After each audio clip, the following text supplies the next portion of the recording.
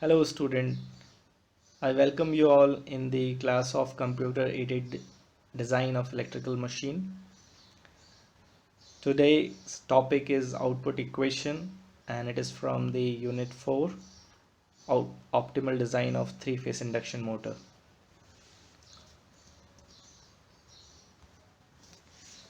What is output equation?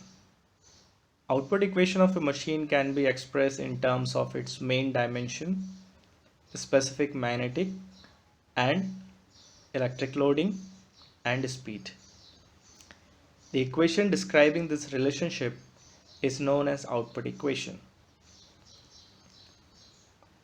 Output equation, once it is derived for either DC machine or AC machine, will incorporate the main dimension into it.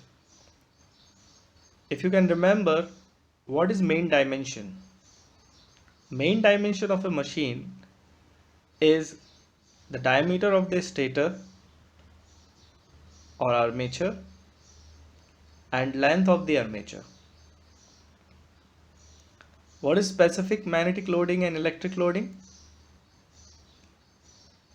If we review this topic, since we have already taken up this in DC machine, so let us revise these four important definitions once again.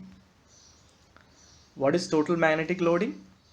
Total magnetic loading is the total flux around the armature stator periphery at the air gap, and it is called total magnetic loading. If you know the total flux per pole and if you can multiply the total number of poles with it, then we get the total magnetic loading. So what we are interested is total flux available in the air gap. Second important definition is total electric loading. What is total electric loading? It is the total number of ampere conductors around the armature or stator periphery is called total electric loading. What do you mean by total ampere conductors?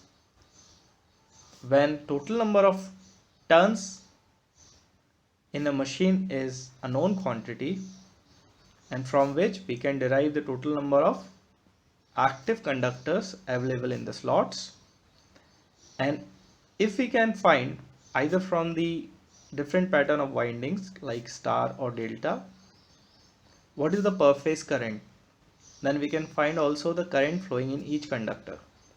Under balance condition, this current will be same. So that current multiplied by the total number of conductors, active number of conductors used in forming the winding, that is Z, the product of these two quantities makes total electric loading. But two types of loadings generally specified, that is specific loadings, form the starting point in the design of a rotating electrical machine. What are those? Specific magnetic loading. What is specific magnetic loading? It is the average flux density. It is not the flux but a density, flux density over the air gap of machine, and is called specific magnetic loading. So how to understand it?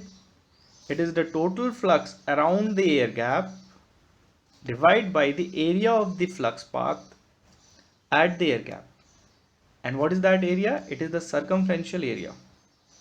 How to calculate that? If you know the diameter of the armature and length of the armature, we can calculate by pi dl. It is rather a surface area of a cylinder, where we remove the area of the two side circles. Next is specific electric loading. What is specific electric loading? It is the total number of armature ampere conductors per meter of armature periphery, not the area. So if we calculate the armature periphery, then that comes out to be pi d. So the specific electric loading To calculate it, first we must know what is total electric loading, and then from the dimension, if we know the diameter of this stator, then we can calculate the total length of the periphery. In this way we can calculate specific electric loading. You might have got some hint here that somewhere the electrical quantity like Iz into Z or magnetic quantity P into phi, we are trying to relate these quantities with the main dimension of the machines like pi dl and pi d. Now coming to the output equation, let us see and review the output equation of a DC machines. Here we are concerned with only electrical rotating machines. You know the power developed in armature can be calculated in kilowatt, and generally it is equal to generated EMF multiplied by the current, and if I multiply it by 10 raised to minus 3 we can calculate it kilowatt. What is E for DC machine? It is called back EMF in case of motors or generated EMF in case of generators. So the equation involved E equal to phi ZNP upon A, where N is the speed of the armature, P is the total number of poles, and A is the number of parallel path in the circuit.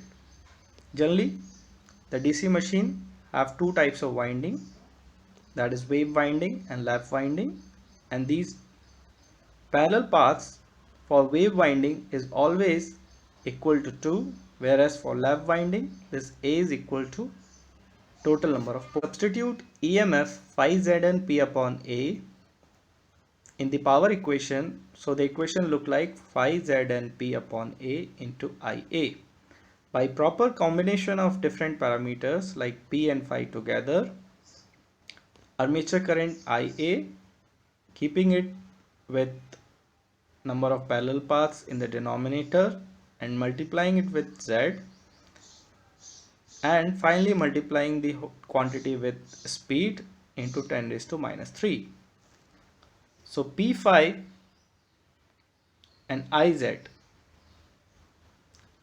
derived from IA upon A.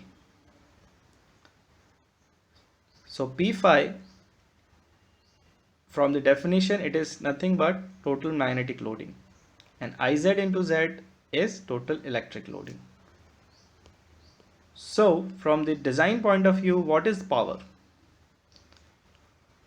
Power for me is a product of total magnetic loading in the machine and total electric loading in the machine multiplied by speed in RPS. I think it looks quite simple now. Let us see the final derivation part for DC machine. Simply substituting in place of P phi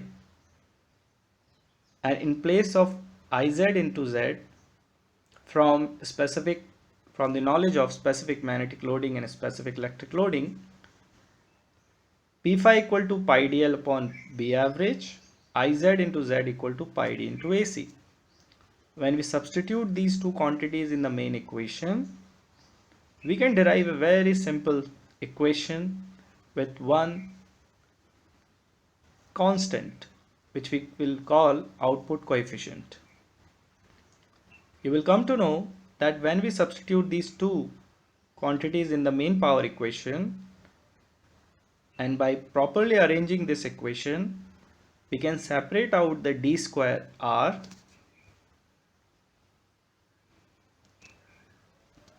this is d square and this is L.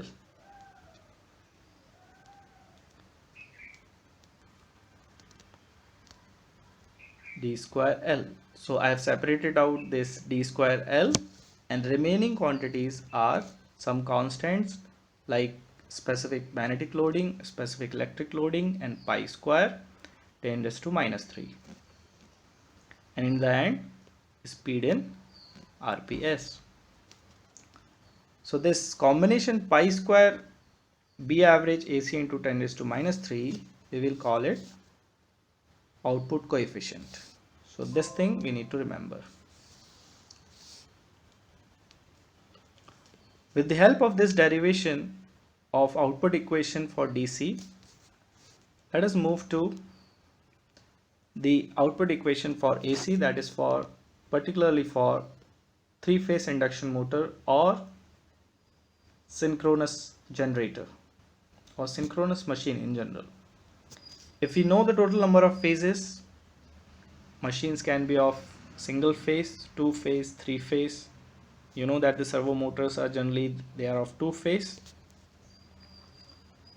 and heavy induction motors are generally of three phase. So irrespective of the number of phases, if we know the total number of phases, and let us denote that by m, small m.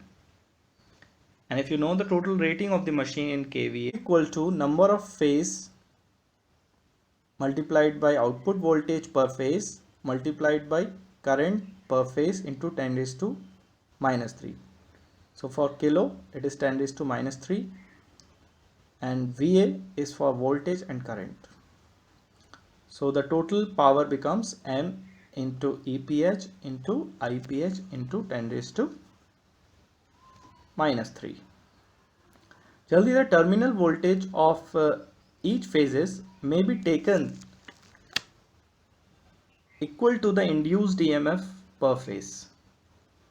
So this induced EMF is also equal to the terminal voltage of the machine.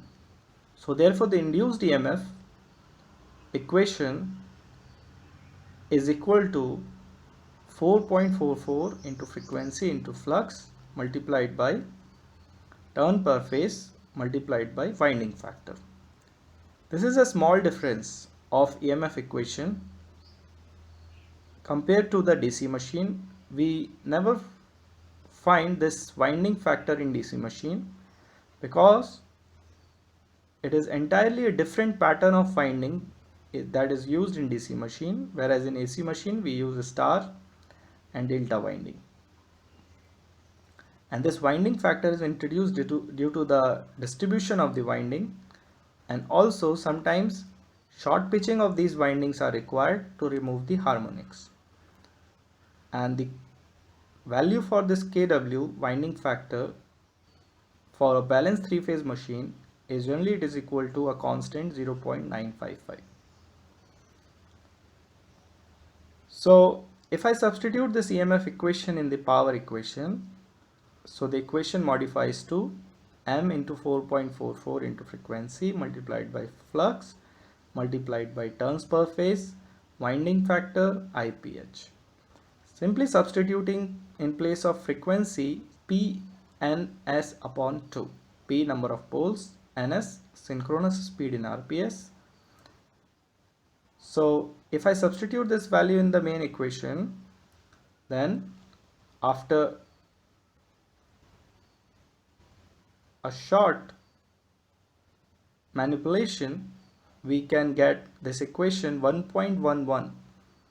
Instead of 4.44, simply by dividing this denominator 2 we will get 2.22, but we want another 2 to be multiplied with MIPH. So in this way we would need another 2 in the denominator, that will cancel out. So we will have twice times 2 in the denominator, it will make 4, and 4 in denominator and 4.44 in numerator. So we will have 1.11, this quantity multiplied by kW, P5 into 2 MIPH TPH into NS into 10 raised to minus 3. Now again, here our effort is to give it a form where I can find total magnetic loading and total electric loading in this equation. I can clearly see P5 in the bracket, which forms total magnetic loading, and I can use this P5 to replace it with specific loading and product of main dimension. But what about this 2 MIPH TPH? We know that for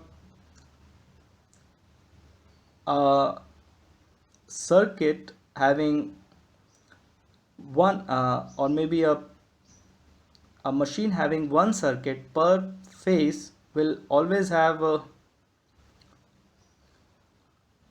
conductor current Iz equal to phase current. So the total number of armature conductors Z for me is number of phases multiplied by 2 into turns per phase, 2 mTph. So this constitute capital Z for me, total number of conductors. So the equation now becomes simple. I can replace Iph by Iz and 2 mTph by Z. Now this equation got its proper form where I can replace the total magnetic loading and now total electric loading Iz into Z by their respective specific loadings. Now we are at the end of the derivation. By simply substituting these values in equation 4, I will have 1.11 into kW pi dl B average pi d AC ns into 10 raised to minus 3. Now taking out all these constant 1.11 and there twice pi is coming, so pi square, B average we can take out, AC we can take out, kW is also constant, and 10 raised to minus 3. And separating out the dimension part like d square L and finally the speed. Isn't this a derivation very similar to, now it is now looking similar to a DC? But there is a small difference, not in terms of d square Ln, because d square L is this quantity is common and this generally represents the volume of the machine also. So this is common between AC and DC output equations. But in place of speed, here the speed is synchronous speed, and in place of C naught, the quantity besides B average, AC, the quantity takes kW also. And the numeric figure last time we saw was only pi square. Here it is pi square into 1.11, which comes out to be around 11, approximate 11. So there is a difference of C naught, output coefficient for the DC machine and AC machines are different. So the final equation Q equal to C naught d square L into NS is output equation, where C naught is output coefficient. The equation 3 that we saw in the DC machine is we know that it is termed as output coefficient, but we should not confuse the power PA developed by the armature with rated power of the machine. Also, distinction must be made between the generator and motor action. Consider a DC machine, shunt machine acting as a generator. The prime mover must supply friction, windage, iron losses which do not exist in the absence of rotation. The armature supplies its own copper loss and also the field copper loss. So the power developed by the armature for generator is equal to output power plus the power being supplied to the armature and lost as I square R, and also generator is providing power to the field winding. So the total power generated by a DC generator is output plus the armature losses plus field losses. So, and also it is also equal to, if you know the input power, where we will get this input power, it is nothing but the power provided by the prime mover minus the mechanical losses like friction, windage and iron losses. So in this way, if you know the input and if you know the output, so output upon input is efficiency. So input is output upon efficiency minus the friction, windage, iron loss. This is another form of equation to find the total armature power. because this is the armature power that would be used in the output equation. And from the similar analogy, the armature power for the motor is output power plus friction, windage and iron loss. For large machines, generally these friction windage losses can be neglected, and armature power for generator it is equal to output power divided by efficiency, and for motor the output power can be considered equal to the armature power. But in small machines there is a considerable difference between the armature power and rated output, as the friction windage losses are relatively large and thus cannot be neglected. So this was the additional important note on output equation. Sometimes the output of a generator or motor in HP is also given. Like in motors, generally the output is given in horsepower. So you should be able to convert the horsepower by multiplying by 0.746 and then use that equation for output equation.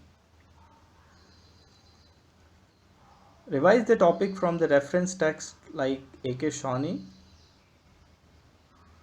or M. Ramamurthy for his optimal design equations, constraints and variables.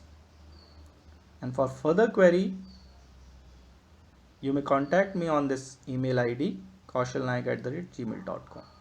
Thank you.